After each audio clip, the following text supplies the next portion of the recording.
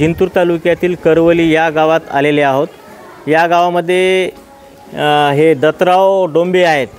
ह्यांचं असं म्हणणं आहे की ह्यांच्या वडिलांची जी जमीन आहे त्यांचे चुलते ह्यांना वाटून देत नाही, वाटून देत नाहीत। कमीत कमी 3-3.5 एकर 4 एकर जमीन ह्यांच्या हिश्श्याला येते, परंतु मागील अनेक दिवसापासून त्यांचे चुलते त्यांना जमीन वाटून देत नसल्याबद्दल त्यांनी गावामध्ये उपोषण सुरू केलेलं आहे। दिनांक 1 जुलै रोजीपासून ते छत्रपती शिवाजी महाराज यांच्या स्मारक समोर उपोषणाला बसलेले आहेत। तर आपण त्यांची काय प्रतिक्रिया आहे, त्यांची काय अडचण आहे ते जाणून घेऊया। नेमकं काय अडचण काय आहे? सर, 1993ला माझे वडील मयत झालेले आहेत। त्याच्या अगोदर जे जमीन खरेदी केलेले आहेत त्या जमिनीमध्ये मी माझा हिस्सा मागत असतो। मी कोर्टामध्ये रीतसर त्याच्यावर दावा पण दाखल केलेला आहे। थोडं जवळ आहे। दावा पण दाखल केलेला आहे। आता अंतिम आता तो कोर्टाचा निकाल लागेपर्यंत मी शांततेनेच बसणारा माणूस आहे, कारण की कोर्टानं जे निकाल देईल ते कोर्टाचा निकाल मी मान्य करणारा माणूस आहे। बरोबर। पण आज रोजी जे गावातली संबंधित लोक आहेत त्यांनी काय केलं, त्यांनी म्हणले बाबा तुमचा वाद जावा कोर्टामध्ये निपटन, त्या टायमाला निपटन, पण आज रोजी तुम्ही जमीन म्हणले पडीत ठेवू नका, तुम्ही काय करा म्हणले जमीन ही पेरणी करा, वैतीमध्ये घ्या। तर सर आम्ही आता 3 ते 4 वर्ष झालं जमीन वैतीमध्ये घ्यायला सुरुवात केली। तर त्याच्यामध्ये 2 वर्ष जमीन पडीत ठेवली। 2 वर्ष याईनं माझ्यावर 2-3 खोटे गुन्हे दाखल केले। खोटे गुन्हे दाखल केल्याच्या नंतर मी त्या जमिनीमध्ये 2 वर्ष गेलो नाही। गेल्याच्या नंतर परत गेल्या वर्षी 2024ला गावातील काही माणसं मला म्हणले की तुम्ही काय करा, असं करू नका, तुम्ही उपासमार होईन, तुम्ही परेशानी होता, म्हणून गेल्या वर्षी परत मी जमीन पेरली। गेल्या वर्षी सोयाबीन काढल्याच्या नंतर गहू दुसऱ्याला बटाईनं दिला, दुसऱ्याला बटाईनं देऊन मी त्याच्या गावातलं पीक घेतलं।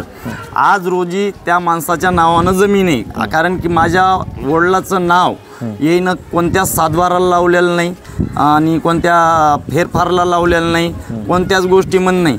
ज्या वेळेस तुमचे आजोबा जिवंत होते त्यावेळेस तुमच्या आजोबांच्या नावाने किती जमीन होती टोटल? त्यावेळेस माझ्या आजोबाच्या नावानं अंदाजे 9.5 एकर जमीन होती। आणि तुमच्या आजोबाला किती मुलं होते? माझ्या आजोबाला 3 मुलं होते, 4 मुलं होते। 4 मुलांमध्ये एक आधीच मयत झालेला होता, म्हणजे लग्न अगोदरच मयत झालेला होता। राहिलेले होते 3, तर माझे वडील आणि दुसरे 2 चुलते आहेत। तर मग तुमच्या आजोबानं 3 मुलांना व्यवस्थित जमीन वाटून दिली नव्हती का? नव्हती दिली, कारण की आम्ही एकत्रित होतो, तर एकत्रित असतानाच आमचे आजोबा वारले। आमचे आजोबा 97-98ला वारलेले आहेत आमचे आजोबा। एक अंदाजे माझ्यापाशी आहे ते 98ला वारलेले इथं। तर आता सध्या तुमच्या नावानं 7/12 आहे का? माझ्या नावानं 7/12 आहे, केवळ 5 गुंठ्याची 7/12 आहे, आणि ते त्या पण जागेमध्ये मला कोणी जाऊ देत नाही। मला ग्रामसेवक साहेबाला म्हणलं रीतसर की मला हे लावून द्या म्हणून, त्याच्यामध्ये अडचण निर्माण करतात। आज वैयक्तिक मला घरकुल आलेले, ते मला घर पण बांधू देणं झालेत। घरकुल आलेलं असताना सुद्धा मला घरकुल पण बांधू देणं झालेत। खोट्या जाऊन केसेस दाखल करायलेत पोलीस स्टेशनला। शेतामध्ये गेलं तर शेतामध्ये जाऊ देणं झाले, तर लोकायला गुमराह करतात की ही जमीन त्याला दिलेली आहे, ती तर जमीन त्याला दिलेली आहे। आज रोजी आपल्या नावानं कोणतीही जमीन येईनं मला वाटून दिलेली नाही, कोणतीही जमीन माझ्या नावानं करून दिलेली नाही, माझ्या वडिलाच्या नावानं करून दिली। नेमकं तुमच्या चुलत्याचे म्हणणं काय आहे? आता माझ्या चुलत्याचं म्हणणं काय हे काय मला, जेव्हा तुम्ही त्यांच्याकडे जमीन मागायला गेले, ते नावानं करून द्या म्हणून गेले, तर ते त्यांचं काय उत्तर आहे? त्यांचं उत्तर एकच आहे की आम्ही तुम्हाला जमीन वाटून दिलेली आहे, आणि त्यानं आम्हाला जमीन फक्त 2 एकर 6 गुंठे वाटून दिलेली आहे, आणि त्याच्यामध्ये बी येईनं नाही त्यावेळेस कब्जा करू मारहाण करून वळ्या फुकून देऊ आम्हाला तिथून पण उठून काढण्याचा प्रयत्न केलेला आहे। नेमकं जमीन आहे किती टोटल? तुमच्या हिश्श्याला किती येते? आज रोजी माझ्या जमीन हिश्श्याला अंदाजे मला एक छोटा भाऊ होता, तो 2008 रोजी वीज पडून वारलेला आहे। आमच्या दोघांमध्ये कमीत कमी 4.5 एकर जमीन येते।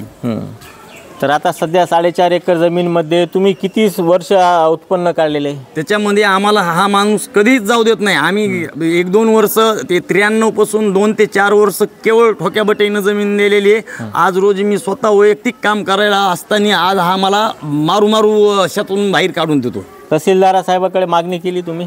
तहसीलदार साहेबाला निवेदन दिलेले आहेत, वेळोवेळेस रस्ते खुले करून देण्याचे निवेदन दिलेले. तहसीलदार साहेबांना कोणतं काय मला हे नाही केलं, येऊन भेटले नाही, कधी काही विचारपूस केली नाही, कोणाची चौकशी केली नाही. तलाठी साहेबांना पण कोणाची चौकशी केली नाही, कोणाला काही बोलले नाही, काही नाही. गावकऱ्यांचं काय म्हणणं आहे? गावकऱ्यांचं म्हणणं पूर्ण पाठिंबा गावकऱ्याचा मला आहे.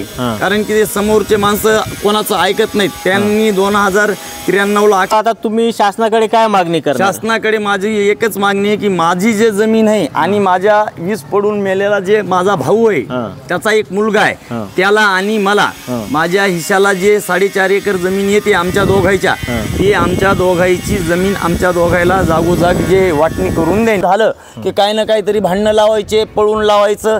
एक तर त्याच्या हातानं तरी माझ्यावर केसेस टाकायला लावायच्या, नाही तर येणं तरी स्वतःहून येणं माझ्यावर केसेस टाकायच्या. हे येणं असं धंदे धरलेले इथं 2002 पासून येणं हेच चालू केले. मामा नाव काय तुमचं? मोहन बाबूराव डोंबे. बरं, हे काय म्हणतात ते सत्य आहे का? मी जिंतूरला राहतो. हा, तर नाही नेमकं म्हणजे त्यांची चुलते ह्याला जमीन का वाटून देत नाही? आता ते पहिलं त्याला दिली ती 2 एकर, आता त्यांचे इथं घेऊन टाकावं पैसा. हां, तुम्ही त्या गावकऱ्यांनी मिळून त्यांच्या चुलत्याला सांगितलं नाही का बाबा यांच्या हिश्श्याला जेवढी जमीन येते तेवढी त्यांना देऊन टाका म्हणून? आता मी तुम्हाला इथं राहत नाही. नाही, तुम्ही राहत नसाल तरी रहिवासी आहे ना तुम्ही इथले? नाही, जिंतूरलाच राहतो. तुमचं गाव कोणतं? मूळ गाव हेच आहे. मग मूळ गावात तुम्ही राहत म्हणजे तुम्ही या गावाचे रहिवासी आहे, तुम्हाला थोडंफार माहिती असेल ना? हो, मग त्याचे जे काय ते द्यायला पाहिजे. म्हणजे यांचं म्हणणं सत्य आहे असं तुमचं म्हणणं आहे? हो, मग आता ते सत्य म्हणजे 3-4 जण भाऊ होते. हा, मग त्याच्या हिशाला जे येते ते बरोबर. बघा, हे गावकरी सुद्धा यांच्याच बाजूने आहेत. गावकऱ्यांचं म्हणणं आहे की बाबा यांच्या हिश्श्याला जेवढी जमीन येते त्यांनी त्यांच्या चुलत्यांनी यांना वाटून द्यावी, अशी गावकरी सुद्धा बोलत आहे. नाव काय तुमचं? विशाल विलासराव चोपडे. बरं, काय यांचं म्हणणं काय आहे नेमकं? काय सत्य काय आहे? यांचे जमिनीमुळे बरेच दिवस झाले कुटाने चालू होतं. त्याचे भांडणं बी झाले, पोलीस स्टेशनला केसेस हे झाले, आता हाणामारी झाली. आता ऑलरेडी यांच्या काय हिश्श्याला जमीन आलेली ती त्यांची पडीत आहे.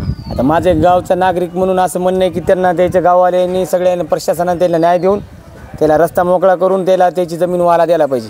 उपासमारीची वेळ, आता पेरणी पाण्याचा टेम आहे. त्यांच्यावर सगळे लोक शेतामध्ये काम करायले, पेरणीचं उगवण करायचं. आता ते गरीब माणूस उपासमारी आहे, ऑलरेडी त्याचं घर बघा, त्याला घर पण नाही राहिला, त्याला न्याय द्यायला पाहिजे प्रशासन, अशी माझी विनंती आहे. दिनांक 1 जुलैपासून हा व्यक्ती छत्रपती शिवाजी महाराज यांच्या पुतळ्यासमोर आमरण उपोषणाला बसलेला आहे. त्यांचे चुलते ह्यांच्या हिश्श्याला येणारी जमीन वाटून देत नाही, परंतु प्रशासनाला काय याचं घेणं देणं नाही. प्रशासन या गंभीर बाबीकडे दुर्लक्ष करत आहे. यांनी वेळोवेळी तहसीलदार, जिल्हाधिकारी यांच्याकडे देखील निवेदन दिलेले आहे, परंतु प्रशासन काय याची दखल घेत नाही. या माणसावर सध्या उपासमारीची वेळ आलेली आहे, परंतु या माणसाला न्याय मिळत नसल्यामुळे आज ते छत्रपती शिवाजी महाराज यांच्या पुतळ्यासमोर न्याय मागण्यासाठी बसलेले आहेत. प्रशासनाने याची तात्काळ दखल घ्यावी अशी त्यांची मागणी आहे.